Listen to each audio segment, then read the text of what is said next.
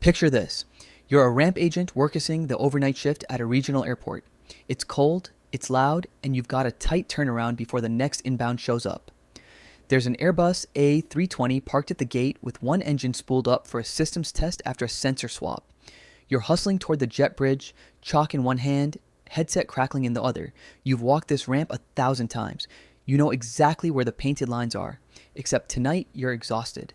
The wind keeps shoving you sideways, and you drift maybe 4 feet off your usual path. 4 feet. Doesn't sound like much. Then the air around you changes, and your feet stop belonging to you. Oh, hey there. I'm your host.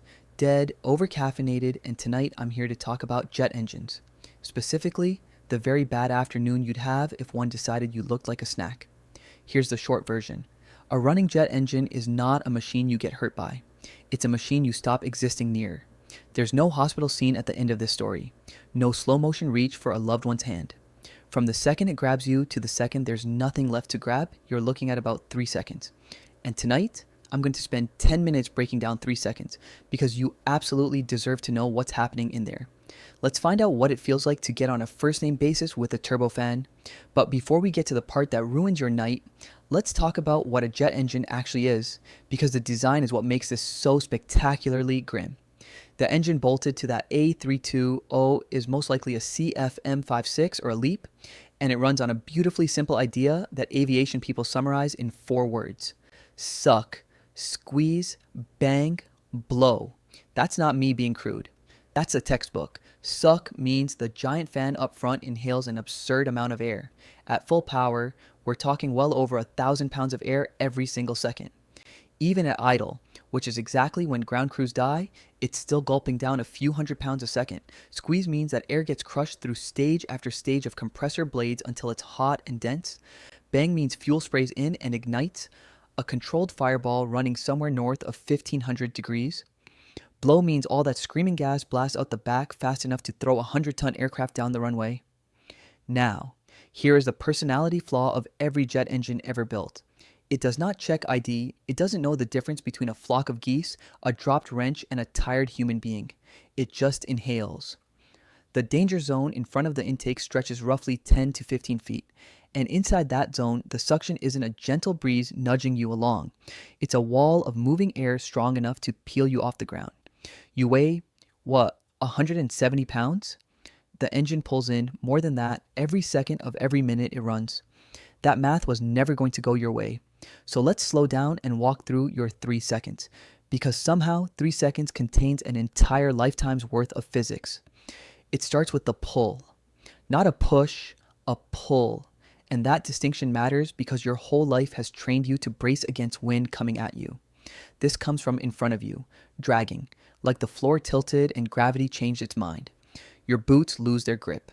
You throw a hand out for the engine cowling, the nose gear, anything with edges, but your fingers just skid across cold metal. You open your mouth to shout into your headset and the roar swallows the sound before it leaves your throat. Somewhere in your skull, a very calm voice is saying, "This isn't real. I can stop this. I just need to lean back. You cannot stop this." The closer you get, the harder it pulls, and by the time you're within arm's reach of that intake, you're already moving faster than you've ever sprinted.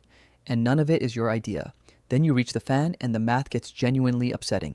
That front fan has somewhere around 20 blades, each one a slab of titanium spinning thousands of times a minute. The tips of those blades are traveling faster than the speed of sound. So when people say you get sucked into the fan, what's really happening is the fan is hitting you over and over at supersonic speed, in the time it takes a hummingbird to flap once. The first blade catches you. Shoulder, skull, hip. It genuinely does not matter, and your body does not slow that blade down even a little. You stop. Violently. Bones don't crack here. Cracking implies the bone stayed in recognizable pieces. They pulverize. Ribs, spine, the lot. And the truly cursed detail is that your brain hasn't caught up yet. The impact arrives faster than the pain can travel. Now you're past the fan and into the compressor, and this is where the engine stops being a blunt object and starts being a blender. Rows and rows of smaller blades, sharper, packed tighter, spinning even faster, and you are being forced through every single one of them in sequence. There's no graceful way to describe what happens to a human body in there, so I'll just say the compressor was designed to shred a bird strike at 500 miles an hour without flinching, and a person is, structurally speaking, a much softer bird. Skin, muscle, bone, all of it loses any meaning the machine cares about.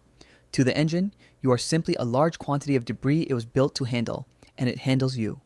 By the time whatever's left reaches the combustion chamber, there isn't much of a you to speak of. This chamber runs hot enough to soften metal, and your body is mostly water and fat and protein. Water at that temperature flashes straight to vapor. The rest ignites. You're not burning the way a campfire burns, with flames and smoke and drama. You're being undone at a molecular level, converted into carbon, steam, and a faint smear of organic chemistry that gets mixed into the exhaust and fired out the back at hundreds of miles an hour. 3 seconds ago, you were a person with a name and a shift schedule. Now, you're a thin haze settling across 200 feet of tarmac. And the engine? Here's the kicker. The engine is basically fine. A quick inspection, a wipe down of the blades, a paperwork trail, and it flies again next week. You got erased. The engine got a sponge bath. So, what does any of this actually feel like? Honestly, this is the one piece of good news if you squint. For most of it, you feel almost nothing. And not because you're brave. The trauma is so total and so instant that your nervous system gets demolished before it can finish filing a report. Pain signals crawl along your nerves at roughly 100 meters a second. The blades are arriving at 3 times that speed. By the time your foot's pain receptors send word that something has gone catastrophically wrong, there's no longer a brain on the other end of the line to receive the message. What you do get in those first frozen moments before the fan is the pure stuff. Confusion. Why am I moving? Why can't I stop? Then a flash of animal terror as the deepest part of you understands what's about to happen. And then, mercifully, the lights just go out. No tunnel, no montage, no final tender thought about your kids. One frame you're there, the next frame there is no you to be anywhere. Here's the reassuring part, and I mean it. This almost never happens. Modern airports are wrapped in so many layers of safety that getting into this situation requires ignoring nearly all of them at once. Painted exclusion zones, intake hazard markings, spotters, briefings, the whole ramp choreographed so nobody wanders where they shouldn't. But it has happened. There are documented cases, a few that made headlines, and more that quietly didn't, and the cause is almost always something small and stupid. A loose lanyard, a flapping high-vis vest, a hat, something that catches the airflow half a second before the person does, and by then the decision's already been made for them. Ground crew get drilled on this relentlessly for exactly that reason, and if a rookie ever drifts toward a live intake, they get screamed at, and that screaming is an act of love. So there you have it. Jet engines. 3 seconds from a routine shift to a cloud of you dispersed over the tarmac.